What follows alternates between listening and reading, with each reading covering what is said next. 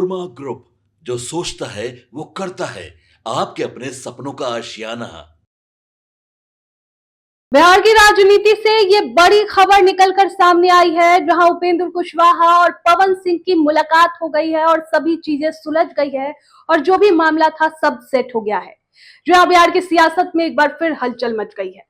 Bhojpuri cinema के superstar Pawan Singh और राष्ट्रीय लोक समता पार्टी के बॉस उपेंद्र कुशवाहा की दिल्ली में मुलाकात ने सबके कान खड़े कर दिए हैं। यह मुलाकात कोई साधारण चाय पानी की बातचीत नहीं थी, बल्कि 2025 के बिहार विधानसभा चुनाव को लेकर एक बड़ा सियासी दाव था। खबर यह है कि पवन सिंह आरा सीट से एनडीए के टिकट पर चुनाव लड़ने के मूड में है। अब सवाल यह है कि क्या पवन सिंह की बगावत के बाद बीजेपी और एनडीए उन्हें गले लगाएंगे या फिर ये मुलाकात सिर्फ एक सियासी ड्रामा है। हम आपको सभी ये जितने सवाल है सबको इस वीडियो में बताते हैं। देखिए, पवन सिंह का नाम बिहार में किसी पहचान का मोहताज नहीं है। भोजपुरी फिल्मों और गानों के दम पर उनकी फैन फॉलोइंग गांव-गांव तक फैली है। शहर और ग्रामीण दोनों इलाकों में उनकी बात चलती है, लेकिन सियासत में उनका सफर उतना आसान नहीं रहा।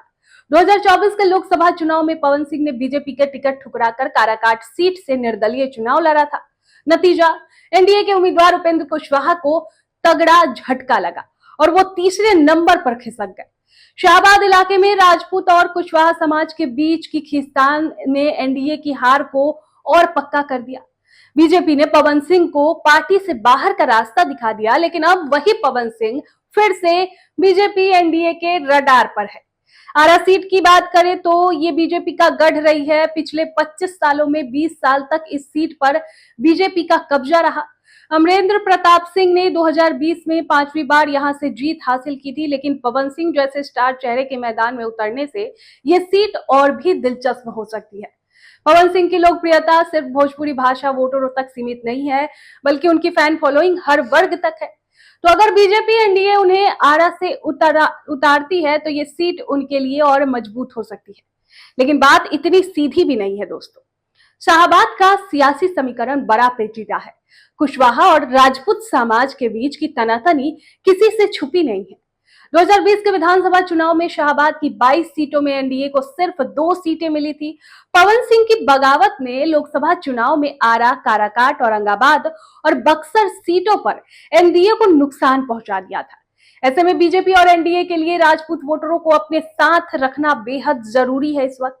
ऐसे में पवन सिंह जैसे बड़े चेहरे का साथ लाकर एनडीए इस कमी को पूरा करना चाहता है। लेकिन सवाल अब यह है कि क्या उपेंद्र कुशवाहा और पवन सिंह की पुरानी तल्खी इस बार दोस्ती में बदल जाएगी? तो ये उनके मुलाकात के बाद क्लियर हो गया कि सब कुछ अब ठीक है। बीजेपी के दिग्गज नेता विनोद तावड़े ने साफ कर दिया है कि पवन सिंह बीजेपी में थे और रहेंगे। लेकिन बिहार में बीजेपी के अंदर खाने की सियासत भी कम नहीं है। हाल ही में बीजेपी के बड़े नेता आरके सिंह भी पार्टी लाइन से हटकर बयानबाजी करते दिखे थे। ऐसे में एनडीए को अपने परंपरागत वोटरों को एकजुट करने के लिए पवन सिंह जैसे चेहरे की जरूरत है। कुल मिलाकर पवन सिंह और उपेंद्र कुशवाहा की मुलाकात ने बिहार की सियासत में नया रंग ला दिया है। तो अगर ये जोड़ी बन गई तो आरा सीट का मुकाबला एकदम फिल्मी अंदाज में होगा। लेकिन सियासत में कुछ भी पक्का नहीं होता।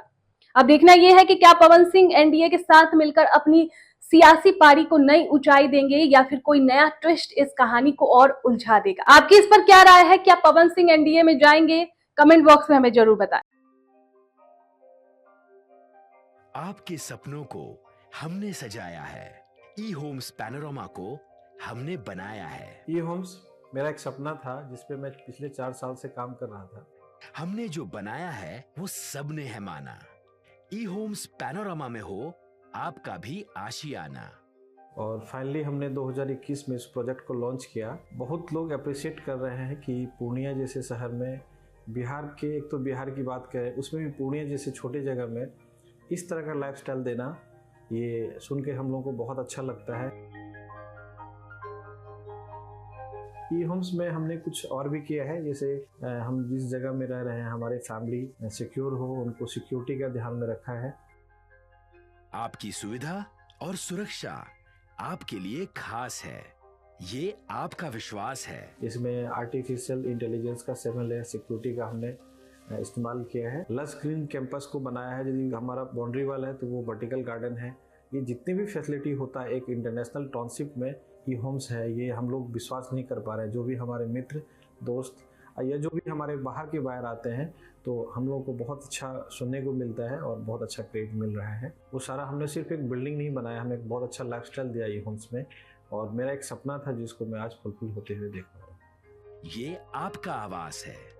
ई होम्स पैनोरामा में अब आपका निवास है। E Homes Panorama, luxurious lifestyle redefined. Panorama group, जो सोचता है वो करता है। अगर ये वीडियो पसंद आई और वह बिहार के राजनीति और बिहारियत से सरोकार रखेनी तो सब्सक्राइब बटन दबा के चैनल के सब्सक्राइब कर ली। ओजे एगो घंटी बा, ओकरा बटन दबा देला से कुल सटीक और मारक खबर रुआ मुफ्त में मिल जाई।